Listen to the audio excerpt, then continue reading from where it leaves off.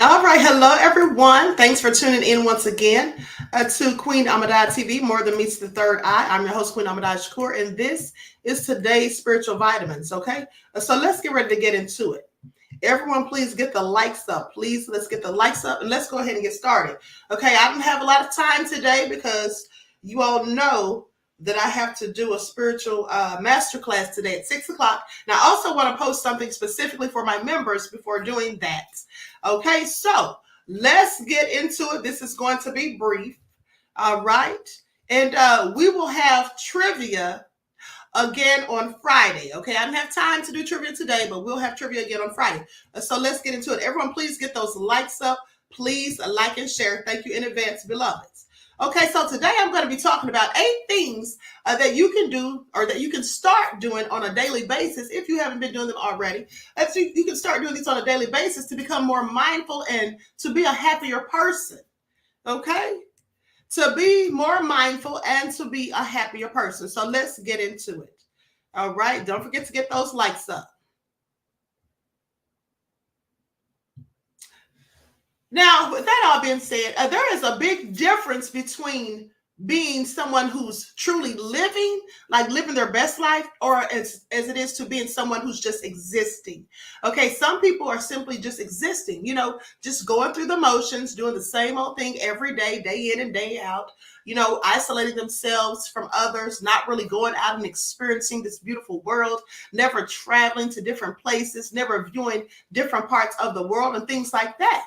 But there are some people who live their best lives. They go out and they go explore. They try different things. They love to be around people. They're very good at socializing. They like to travel and go abroad and things like that. Those people are experiencing the world. But some of us, we just stay stagnant. We don't care to do those things, but we're really depriving ourselves because, like I told you on yesterday, the world is a beautiful, picturesque landscape that the Most High created just for us. Okay. And the whole thing is the difference. And the people that do these things, that go out and view the world for what it is, and those who don't, it's just the mindfulness. That's what it all boils down to. Okay. And see, mindfulness, simply put, is living in the present moment, okay, with awareness and without judgment. It's about reining into our scattered thoughts, just reining those things in, because sometimes we have all these thoughts going through our heads. It's just chaotic sometimes. We have things that we worry about, things that we are thinking negatively about, things that stress us out, and all of these different things. And sometimes that makes it hard for us to focus. And so that's why we need to meditate. That's why meditation is so important, okay? Because meditation helps us to focus on the now, on the here and now. Becoming a more mindful person is not going to happen overnight, of course, but you can absolutely do it over time. And it wouldn't take a lot of time, mind you, if people practiced these 7 things that I'm about to tell you. If you practice these 7 things, I promise you, and you do them consistently, not doing it today and then taking off tomorrow and the next day, and then you say, well, I'm going to do it on the weekend. No, you have to do it consistently, and you'll start to notice a change in your mindset and in the way you view things within about maybe 2 to 3 months. Okay. It just takes a little bit of discipline. All right, just a bit of discipline. Hundia says, Queen, I prayed during the beta state and asked God to protect me from my own negative thoughts. Absolutely, and I'm glad you said that, because I'm going to tell you how to help yourself with those negative thoughts. All right, so let's get into it. Now, there's a person by the name of Lachlan Brown, who's the founder of Hack Spirit, a devotee of mindfulness and Buddhism. And this person is very good at just, explaining to you how to meditate, the importance of it, the importance of yoga and just eating healthy and all these different things. And, I learned a lot from them. Okay. Also from Sadhguru. All right. As it comes to spirituality, such as meditation and things like that, the art of visualization, the art of manifestation, and different things of that nature. Okay. So let's first of all start with the first thing. Okay. Let's start with mindfulness meditation. Now, we know there are different things that we meditate about and different types of meditation. So let's talk about mindfulness with meditation. Now, when we talk about this, okay, the first thing that often comes to mind, well, of course, it's meditation. And there's a good reason for that, because here's the thing. Meditation is a tried and true method of cultivating mindfulness. Okay, it's like a gym workout for your brain. And how many times have I told you, we not only need to, make sure that we're taking care of our physical, but also our mental state. All right. Our mental well-being as well as our physical well-being. So it strengthens your ability to focus on the present moment and let go of stress and worry. And here's something that's very important to do or to know when you meditate. So when you meditate, you basically are controlling, or you should be, this helps you to learn to control your conscious attention and to know the difference between your conscious attention and your conscious awareness, because those are 2 different things and they're both involved in meditation. Now, the conscious attention, let me see if I can make this make sense real quick. So the conscious attention is the part of the mind that can focus on multiple things at a time, like it's sitting back, watching and waiting. That's the conscious awareness. Conscious awareness is the part of the mind that can sit back and watch and wait, okay, and focuses on many things at once. But the conscious attention is the part of the brain or the part of the mind that focuses on one specific thing, okay? And so just to make this make even more sense, why don't you right now think of something? Focus on your next thought. Right now, focus on the next thought that pops into your head. Now, I'm going to give you a second to do that while I have a sip of water. Focus on the next thought that pops into your head. Now, as you do that, you may notice that there is a part of your mind that is actually focusing on that thought. But there's another part of your mind that's sitting there waiting for the thought to arrive, to see what the thought is. The part that's waiting to see what the thought is, that's sitting there in the background, that's your conscious awareness. The part that's actually focusing on the thought is the conscious attention. Okay? If that makes sense, and I hope it does. So with that all being said, that's what is very important about meditation. We have to be able to focus. And some people say, when you meditate, that's freeing yourself from thoughts. Well, you can't really completely free yourself from thoughts. Okay? You can't even do that when you're asleep, because when we're asleep, we dream, right? And dreams are subconscious thoughts that we have, specifically when we're in a state of REM. But rather than trying to free yourself from thought, which is darn near impossible if you ask me, try when you're meditating to focus on one thing. Try to just listen. It's very good to just listen and observe the sounds that are around you. Okay? That's the best way to meditate. Hundia said, wow, Queen, I realized that. Okay? Terry said, listening intently. Okay? So those are some things for you to practice on. And so let me continue. And don't forget to get the likes up, beloveds. Don't forget to get the likes up. Now, as I was saying, meditation is a tried and true method of cultivating mindfulness. Okay? And specifically people who practice Buddhism, they meditate, they chant, okay? And that's something else you can do, because chanting, especially the Om chant, literally raises your vibrations. And here's another thing that if you may not have known, people who tend to meditate at least 10 minutes per day are a lot more calm and relaxed and less likely to get upset and act out of character, because things tend to bother them less. Things tend to bother them less. Now, this may not be for everybody, but collectively, people who meditate tend to be more relaxed, and it's easier for them to deal with things that are disruptive, or things that, when problems arise unexpectedly. Some people just lose their temper and just get completely out of control. Well, those people clearly don't meditate, okay? And meditation involves discipline, focus, okay, and awareness. So it's very important to incorporate this into your daily routine. And it's easier than you might think. Like I said, you can literally do this for 5 to 10 minutes a day. If you don't have a lot of time, you can do it 5 or 10 minutes in the morning when you rise, or before you go to sleep at night. I personally like to do it in the mornings. Okay. And then here's the second thing. Make gratitude a daily habit. Now, I've told you all before that you should have an attitude of gratitude. We all have things to be grateful for. Even if you're having problems and woes in your life, I'm sure that you have something to be grateful for. People who love you, friends who care, a job that you can go to, a roof over your head, food to eat. We have plenty of things to be grateful for. And gratitude is not the same as being thankful. Gratitude should be a mindset. Okay, that's why I said attitude of gratitude. Okay, it's another powerful tool in the mindfulness toolbox. Make it a daily habit to have gratitude, because this can actually shift your focus away from what's wrong and have you more focused on what's right.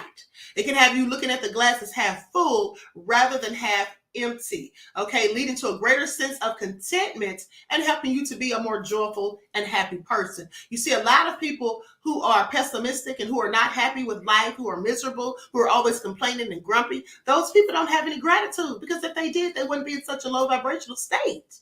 Remember the person I told you about on yesterday that I said was always being so pessimistic? No matter how hard I tried to encourage them, they just were not accepting of it. Anything that I said positive, they would have a rebuttal with something negative.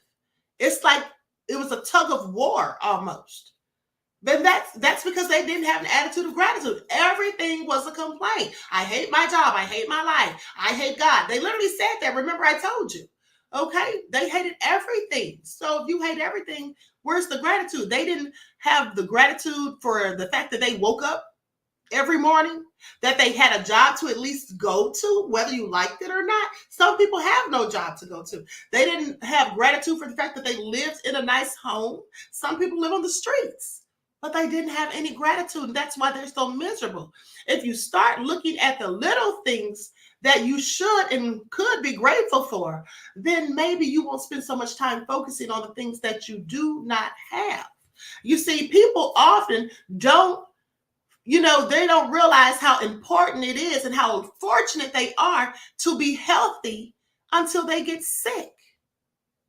They don't realize sometimes how important it is or how grateful they should be that they had parents who loved them and raised them, even though the parents may have made mistakes along the way. But at the end of the day, if you had parents who showed you love, or who at least tried to raise you in a good environment, maybe they didn't have all the right tools and wisdom to do it the right way, the perfect way, but if they at least tried, that's something you should be grateful for. Some children, they go to foster care.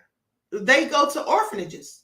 All right. So at the end of the day, there's always something, as long as you have breath in your body, that you could be grateful for. If only you would just take the time to assess your life.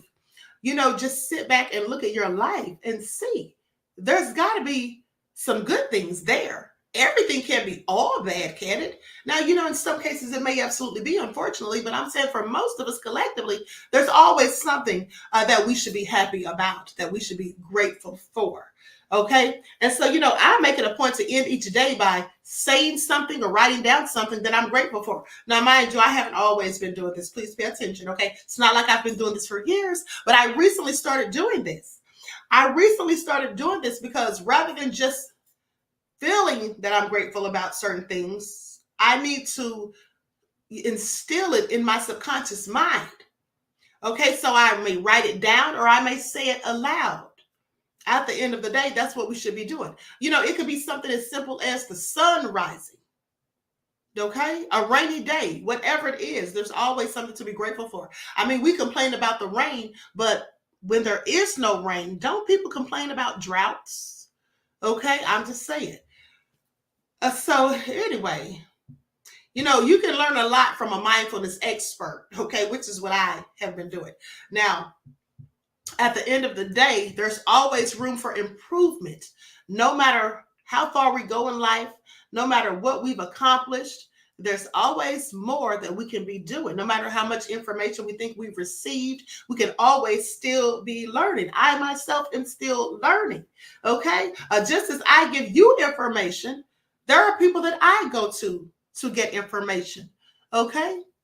People who are wiser than me. Unfortunately, some people don't think there's anyone wiser than them because they think they know it all already and only their thoughts, opinions, and views and what they say matters to some people. Well, you shouldn't waste your time with those because you see, the problem with people who think they know everything is that you can't teach them anything. So why even waste your time is all I'm saying. Okay, so let's continue. Likes up, everyone, please like and share. Now, the third thing, you need to embrace impermanence.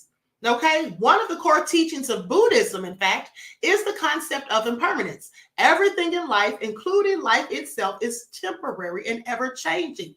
Impermanence is basically, when you know or worry that something is going to last so long, okay, that it could be gone instantly.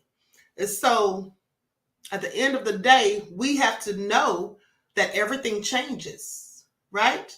And we should embrace change. We also know that everyone has to leave here one day and go into the spiritual realm. But don't look at death as the ending. Look at it as a new beginning. Okay? Because we know that we're energy and energy cannot be created nor destroyed. It simply transfers and transforms to something else. And so often we find ourselves clinging to things, people, situations, craving permanence in a world that's inherently impermanent. Okay, this clinging is a major source of suffering.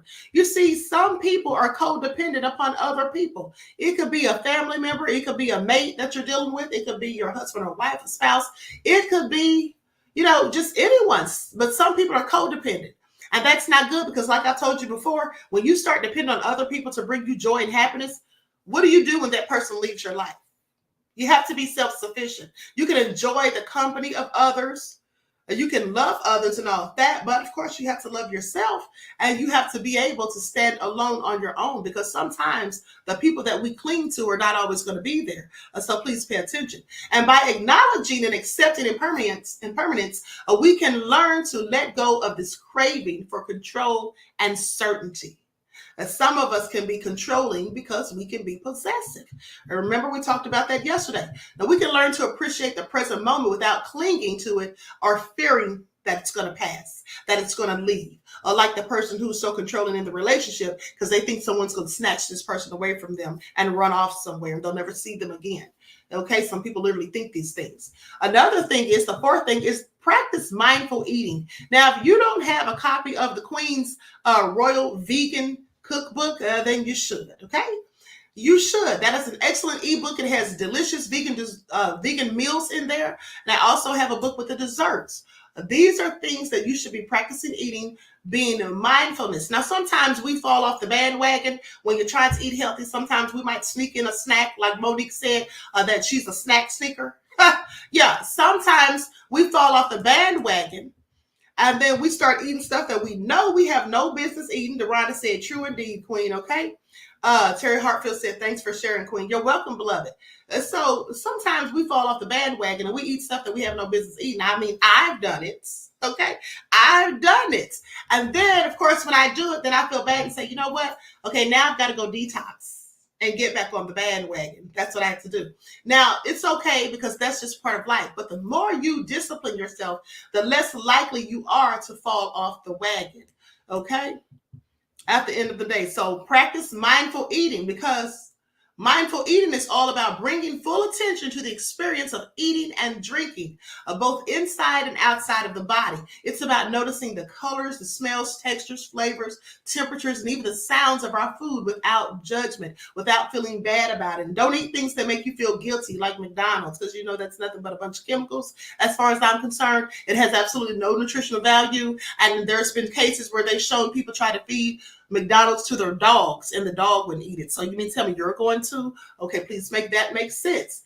So we live in a fast-paced world, and sometimes it's not always easy to eat healthy. And you don't always have time to, prepare the healthiest meals. But what you can do is start incorporating different fruits and vegetables, like just having them available in the house. You know, you can throw a potato in the oven and bake it, right? You can just grab a banana. You can just grab an apple. I mean, you should find ways to have healthy snacks on board, deck, like trail mix, peanuts. I told you all the other day, I love honey roasted peanuts. And right now I'm fasting. So not fully fasting, but I'm doing a Daniel fast. And so that's why the other day when I was on live, I was eating those peanuts. That's because I was hungry, because I'm not eating like a lot of the calories that I would normally consume. Okay. And I'll have a smoothie, but I do the smoothie fast, or I'll have smoothies when I'm doing the Daniel fast. But at the end of the day, I'm trying to discipline myself to fast at least 2 to 3 times a week. And I don't mean fasting completely. I mean like intermittent fasting. Okay. At least in most cases, eating just once a day. Now, I'm not telling you to do this. I'm just telling you what I do. I'm trying to do this because I'm trying to raise the Kundalini energy, i.e. the Christ within energy, which I have actually done before, but I haven't done it in a while. Okay, because here's the thing. Even when we eat vegan foods, sometimes we eat the wrong vegan foods. I was just having a discussion with someone the other day who told me that they wanted to go vegan. And then they called me and were asking me about it. And they said, well, what are the best brands of vegan foods to buy in the stores? And I said, to me, none of them. None of them. First of all, they're too expensive. And then second of all, they're not completely vegan in most cases. Okay, so if you have words on the back of the package that are so long, like 10 letters long, or words you can't pronounce, you think that's natural? Of course it's not. So I said, if you're going to eat vegan dishes, you should make the things yourselves. Like if you want vegan tacos, well, use some jackfruit or make some black bean tacos. Okay? Those are the things you can do. If you want a vegan burger, make it yourself out of black beans. And those of you who have the cookbook, my cookbook, you have all these recipes in there. So I'm just saying that at the end of the day, we should be trying to raise that Kundalini energy, the Christ within energy, so that we are enlightened even more so. Some of you are already enlightened, but hey, there's always room for improvement, as I said, so you can become even more enlightened when you raise that energy. And it could also, I don't want to say this on ScrewTube because I don't want them to say I'm giving away medical information or medical misinformation, but some say that raising that energy can help with certain issues that one might have. And I'll just leave it at that. Okay. And so these things absolutely make a difference. And the fifth thing is live with maximum impact and minimum ego. Now, hey, I've been guilty of this. I'm sorry. Yes, the queen absolutely has.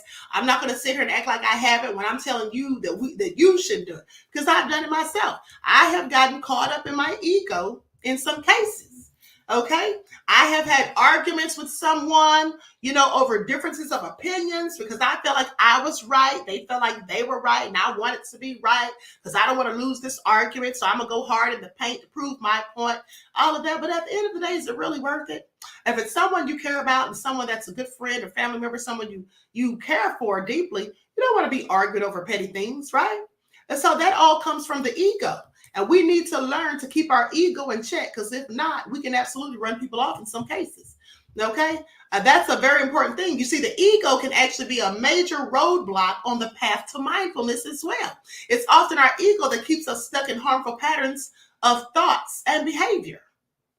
Okay? So, you have to take time and try to get it in check, because otherwise you'll be grappling with this concept and it'll hinder you from going on your mindfulness journey.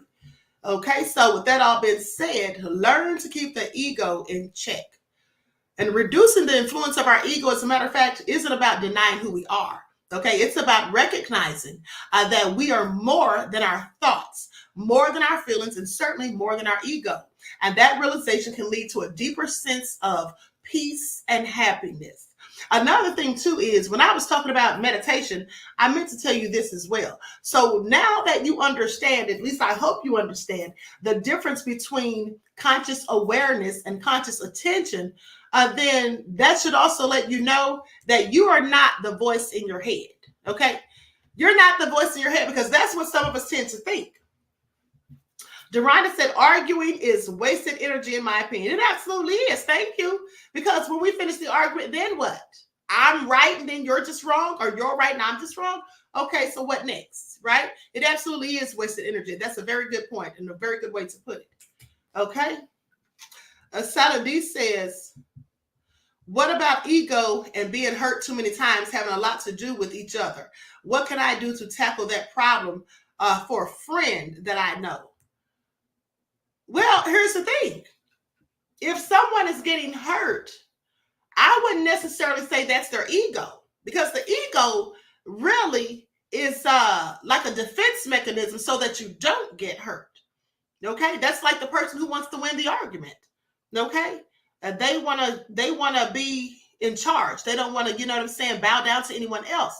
As far as someone who's always getting hurt, well, I would just not let other people's opinions, views, or thoughts of me dictate my emotions. Because see, that's when people tend to get hurt. When we allow other people's thoughts, views, and opinions to affect us in a negative way, when we focus so much so on what someone else thinks of us, then that's when we tend to get hurt, because we're disappointed when they don't see us in the way we want them to. We're hurt when they say things about us that we don't like. At the end of the day, what we have to remember, and I have to remind myself of this sometimes, but we have to remember that it's what we think about ourselves. Now, the main reason we may get hurt is because sometimes there may be an element of truth to what the person is saying.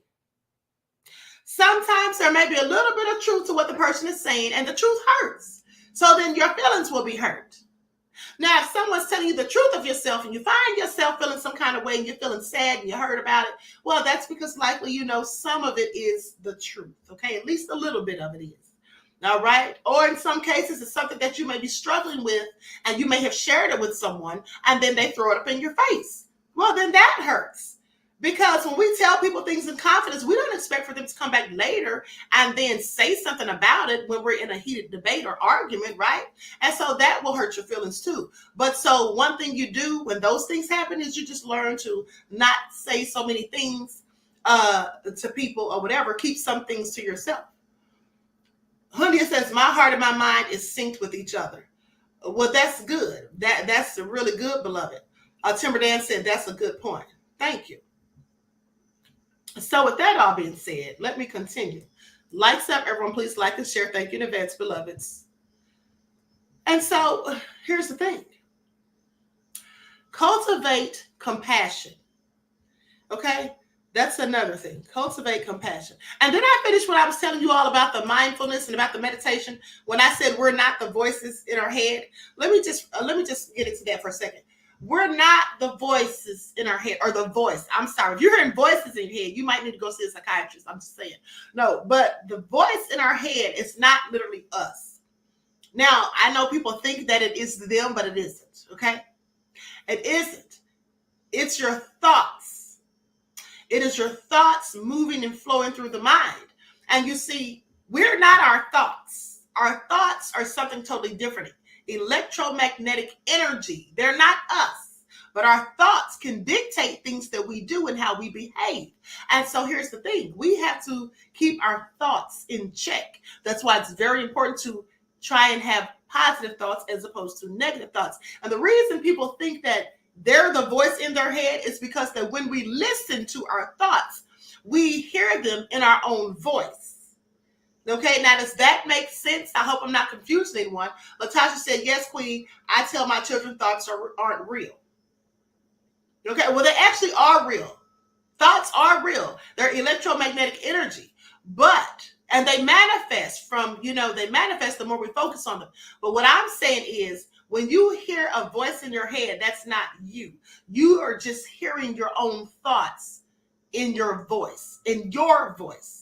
Okay? And that's just what we tend to do.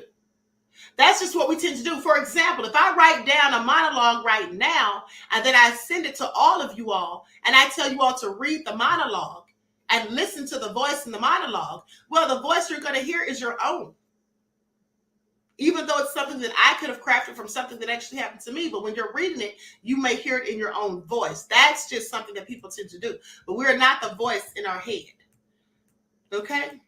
And let's just look that up real quick so y'all don't think I'm crazy. Okay? Let's look that up real quick. Likes up, everyone. Please like and share. Because I don't want y'all to think I'm sitting here talking mumbo jumbo. And sometimes things may sound strange or whatever. Okay?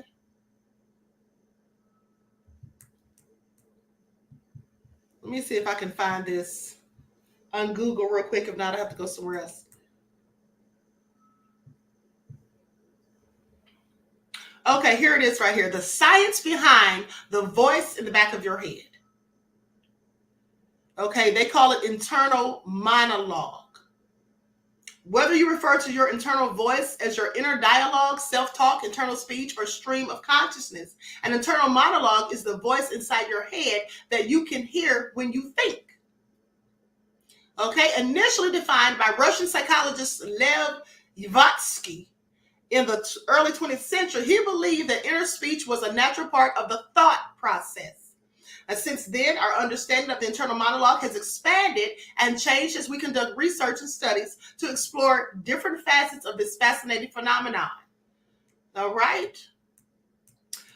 Different facets of this phenomenon. And so, no, we're not the voices in our head. And some people ask, can they control the voices in their head? Well, yeah, if you can control your thoughts, okay? If you can control your thoughts. Hold on, let me go to another one. Hold on, beloveds.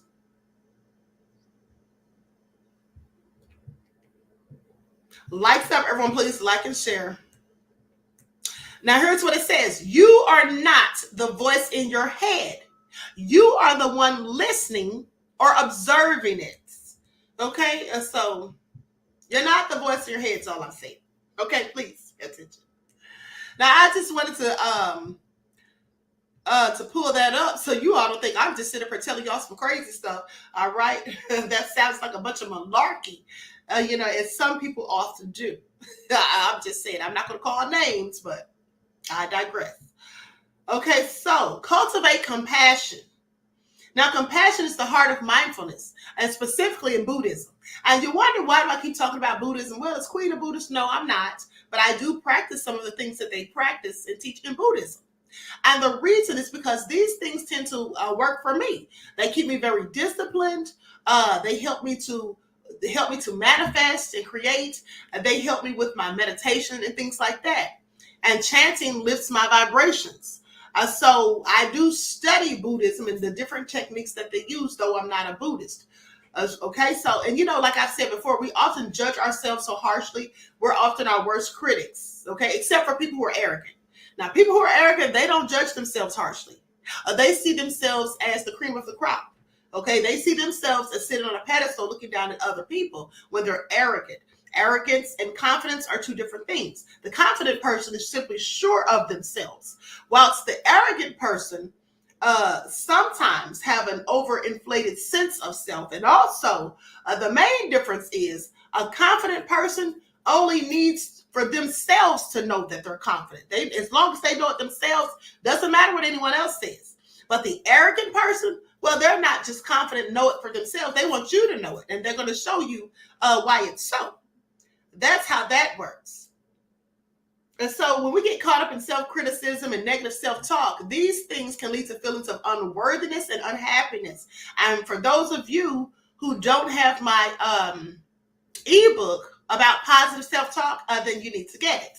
But what if we treated ourselves with the same kindness that we show a good friend or someone we love and care about?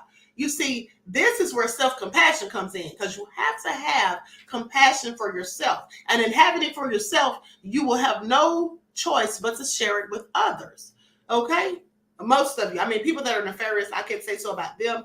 But most people, if they say nice things about themselves and to themselves and have compassion for themselves, they tend to show that on the outside of themselves as well. Okay, it's about being gentle with ourselves when we're struggling rather than beating ourselves up. It's about understanding when we make a mistake that things don't always go as planned, and that sometimes we do make mistakes, but we still have another chance and a choice to fix it. So it's no need to sit there and gripe and complain. What's the use of crying over spilled milk? We all learned that phrase when we were kids, right? And that's absolutely true. Once the mistake is done, don't sit there and harp on it. Just try to fix it. Don't make excuses, rather seek solutions. That's what we should be doing. And as the Dalai Lama once said, if you want others to be happy, practice compassion. Okay, if you want to be happy yourself, practice compassion. So basically, it works for you and it works for others when you are doing this. Cultivating compassion isn't, and I really don't like quoting the Dalai Lama, but that is what the Dalai Lama said. But at the end of the day, I really don't like quoting the Dalai Lama anymore, because we all know and saw when he kissed that boy in the mouth is all I'm saying. But anyway, at the end of the day, that doesn't take away that he said some things that are true. I don't mean to laugh, but I'm just saying, okay? I mean, I've told you all a myriad of times that even a broken clock is right twice a day. Please pay attention. Dragon Lily said, I want to buy some books from the Queen. Oh, thank you, beloved. Listen, I'll post the books somewhere. I'll post the covers. I'll post them somewhere. I'm not sure yet, but I'll let you know so that you all can choose the ones that you want. Claudette said, I remember that. Yeah, I remember too, because I did a TikTok on it, and they took it down for community guidelines on TikTok. They didn't want me talking about that, clearly. All right? But anyway, I digress. So yes, thank you, beloved Dragon Lily. So like I said, you may not know which ebooks I have exactly, and I've made so many. So what I'll do, like I said, is I'll post the covers of each of them and the prices. And so any of them that anyone wants to order, you can just simply send your email so that I can send you the link. You can send the email to my Cash App along with the money for the ones that you want, and then I'll send you the links. Okay, so now let me continue. So What if we treated ourselves with the same kindness that we treat a good friend or, someone we care about, right? And showing compassion for ourselves helps us to do so for others, as I said. Now, cultivating compassion may not always come easy as one might think. It requires practice, understanding, and forgiveness. But the rewards are immense and they're very beneficial. Okay, peace of mind, stronger relationships, okay, long lasting relationships, a deeper sense of connection with ourselves as well as others. Now, the seventh thing is practice mindful breathing. Okay, practice mindful breathing. Now, hold on. Let me see if I have a breathing exercise on here. Hold on. Likes up, everyone. Please like and share. Thank you in advance. Let me see if I have a breathing.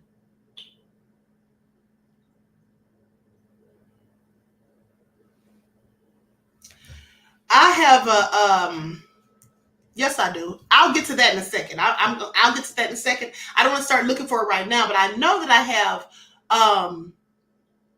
a guided meditation that I posted, and I think it was for members only. But I know that I've posted several guided meditations where I talk about breathing. But anyway, breathing is something that we do every minute of the day without even thinking about it, right? But what happens when we start when it starts paying off, or when we start paying attention to it? Do you pay attention to your breathing? Now, we just breathe because it's involuntary. It's just like an involuntary reflex. But if you start paying attention to your breathing, what happens when you focus on your breathing? You see, when you meditate, that's one of the things that I tell you to do in those guided meditations, to focus on your breathing. Why do you want to do that? Because there are specific ways that we should be breathing, okay, at some points. And this helps us with, health issues and things like that. It also helps us to be raised into a higher vibrational state. And there's different reasons why we should practice our breathing, okay? Mindful breathing is a simple yet very powerful practice, and it involves focusing your attention on your breath, the inhale, the exhale, without judging or trying to change it. And I tell you this in the guided meditations that I posted. This practice can help you become more grounded in the present moment. It can serve as an anchor, bringing you back to the here and now whenever your mind starts to wander. That's why it's very important to do it when you're meditating, because when we meditate, sometimes our mind wanders. I had somebody tell me days ago that they find it difficult to meditate. The reason they find it difficult to meditate is because they likely have a myriad of things on their mind. They're a very busy person. They have a lot to deal with, and they have a lot of things going on in their head at the same time. These things can cause chaos and confusion, and in some cases, mental fog. And so you have to be able to discipline the mind to relax, okay? And when you're meditating, focusing on your breathing is essential for that, because that will help you to stay in a relaxed mind state when your mind, in fact, starts to wander. And also, when you feel yourself under stress and anxiety, okay, you have to practice breathing techniques. People who have panic attacks, they definitely, because they'll start hyperventilating. They need to practice breathing techniques. And the eighth thing is do nothing. Do nothing, okay? And I know that sounds crazy, but yes, do nothing. One of the most effective ways to become a more mindful person is to regularly do absolutely nothing. You see, take some time out just to relax and just don't do a thing, okay? Don't answer your phone. Don't watch the TV. Don't do anything specific. Just lie there with yourself. Pay yourself attention, okay? You see, we live in a busy, very productive, obsessed society. It can be productive and also destructive at the same time, but we live in this society where the idea of doing nothing can seem, counterintuitive, even wasteful. But it's in these moments of stillness that we can truly be present. Okay, just take a few minutes each day to simply just, relax and don't have any distractions. Don't do any tasks and just sit there with you and your thoughts. And it may seem a little uncomfortable at first. You may have trouble, just relaxing the mind, but just practice it. And you'll start to appreciate these moments of quiet time. Doing nothing allows us to step back from the constant stream of thoughts and stimuli that usually occupy our minds. Okay, it can help us gain perspective and recognize that we are more than our thoughts and emotions.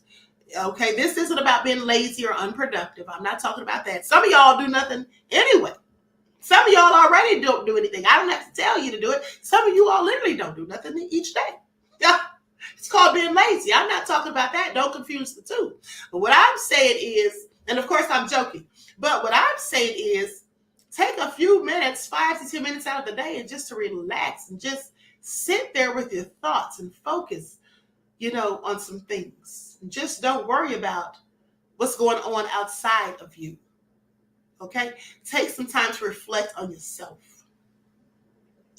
So it's about intentionally taking time to just allow yourself to breathe, reflect, and to simply exist in that moment, okay, in the present moment. And in this quiet space, mindfulness can actually flourish, okay? It can actually flourish. So basically, in conclusion, these are 8 practices that if you practice them on a daily, on the regular, I'm not saying do this today and then wait another week before you try it again. No, that's not what I'm telling you. But if you practice these 8 techniques on a regular basis daily and you discipline yourself to do them on a regular, consistent basis, I'm telling you, in 2 to 3 months, you'll start to notice some changes in your energy, in your vibrations, and the way you react to certain things, specifically problems or things that would normally stress you out. You'll start to notice these changes. Okay. So with that all being said, let me give the. Sometimes it's good to just notice the thought, the breath, note what you feel, and let the thought go on its way. Exactly, Jane. Exactly. Okay, so now let me pull up one of these guided meditations, and we'll listen to a few moments of that before we go out of here. I don't want to put y'all to sleep because that can be very relaxing.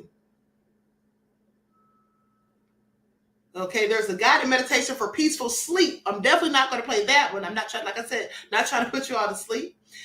There's a guided meditation for difficult emotions, guided meditation for growing happiness, one to strengthen your resilience. Let's play that. Okay, I'm going to share my screen.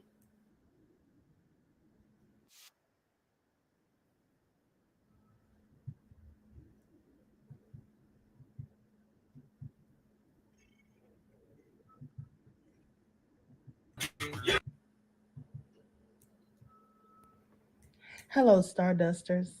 This is a guided meditation script for gratitude and also to help build your resilience muscle. And how do you do this? Well, you do it through gratitude, having an attitude of gratitude. Remember, as I told you before, gratitude is a state of mind. Take some time to place yourself in a comfortable position and then take a few deep breaths and let your chest rise and fall with every inhalation and exhalation. Then, when you're ready, close your eyes. As you continue to breathe slowly and deeply, let your attention rest gently on your breath. Pay attention to your breathing, feeling the movement as it enters and exits your body. Each time you exhale, let go of tension. Relax your face, your shoulders, your belly, and your legs. Imagine all of the negativity just being removed from your body, filling you with nothing but light, love, peace, and calmness. On your next exhale, settle your attention to the area directly around your heart. Now focus on the feelings of love, compassion, empathy, and forgiveness. I know sometimes it can be so hard to find forgiveness for people, especially when things they do seem to be absolutely unforgivable. But it's important to forgive the people that are close to you who are important in your lives, people that you love.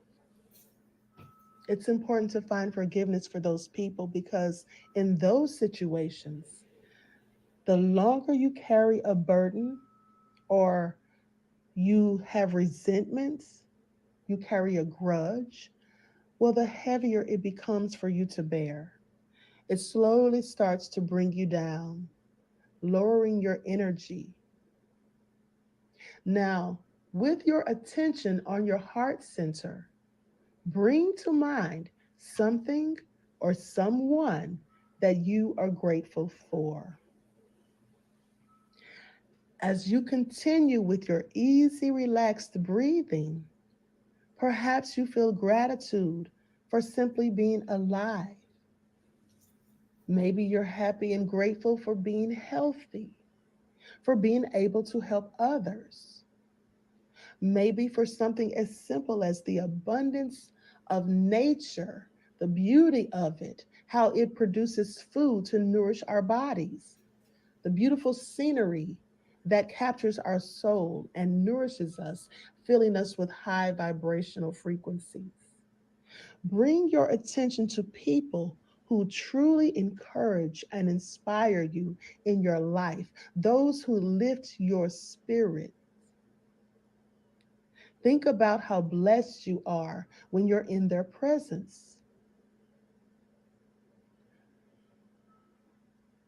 Feel gratitude for not just your own life, but for the many gifts that you've been blessed with and for the lives of those who are around you, keeping you in a positive mindset, those who show you love and also show you gratitude and who make you feel important, worthy, and those who are trusting of you and whom you are able to trust.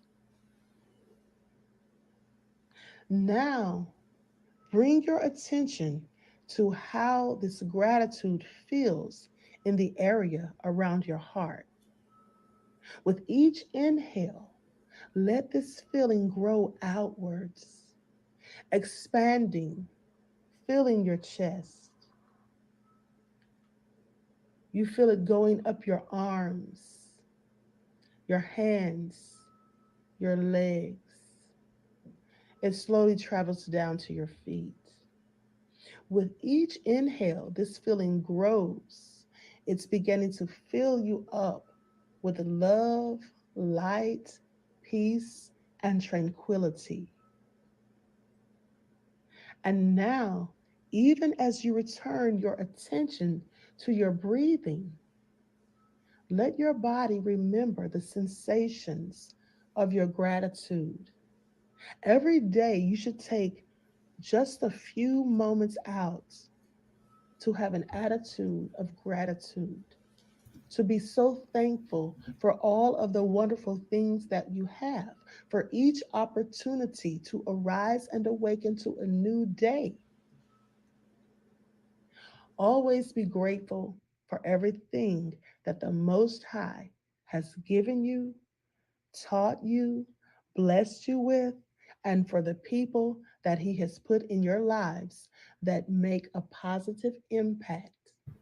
Be ever mindful that whatever you put out into the universe is always what you receive back. Those are the universal laws. So always have with you an attitude of gratitude. Stay blessed and do something to bless someone else. All right. Okay, so I hope y'all didn't fall asleep. Whew, because I almost did. Okay, so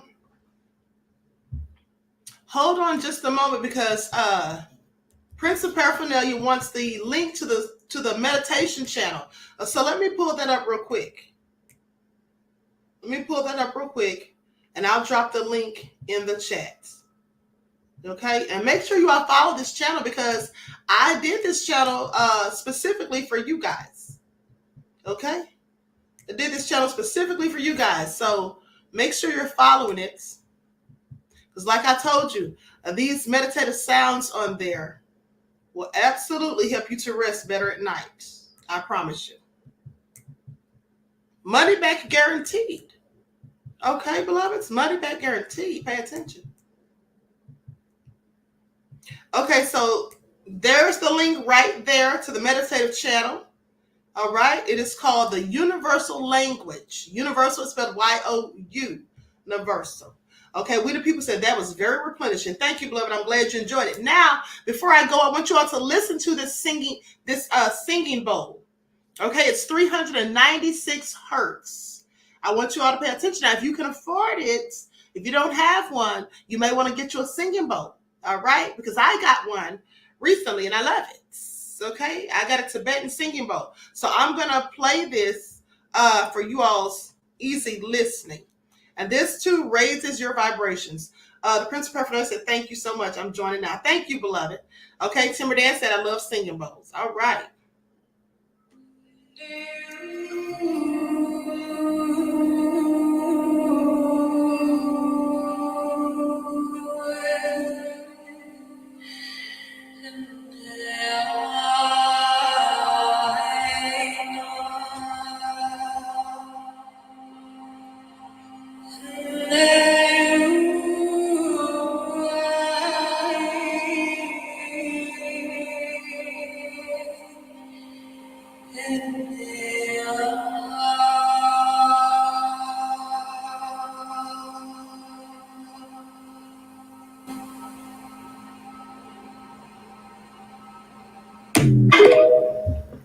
Okay, so I wish you all could have seen that beautiful lady. She has a wonderful voice, as you could hear. Now, that was the singing bowl. She was playing a singing bowl. And so with that all being said, like I told you, that lifts your vibrations. Okay, and make sure you're taking at least 10 minutes out of your day to meditate and give yourself positive affirmations.